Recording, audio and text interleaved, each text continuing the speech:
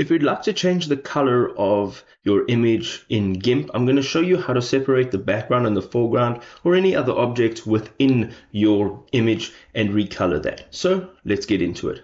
So the first thing we want to do is make sure that we have an image in our canvas. We want to make sure it's selected, and here we want to look for the tool that's called Fuzzy Select Tool. Now, once you've selected this tool, you're going to go ahead, click on the white area, which is the background of your image. Once you've done so, you can see now it's selected it, but I don't want to select the white part. I actually want to select what's in the foreground.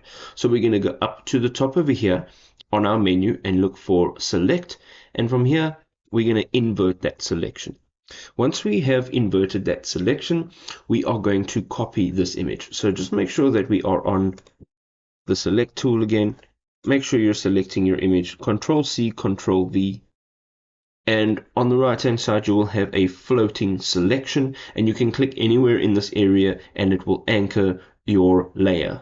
So the next thing you can do, making sure again that the image is selected, you're going to go up to colors on your toolbar and all the way down to colorize, and here you go. You now have a part of your image that you can change the color in. So if you go into color, you can click on that and you can choose the exact color that you're looking for, from green, blue, red, yellow.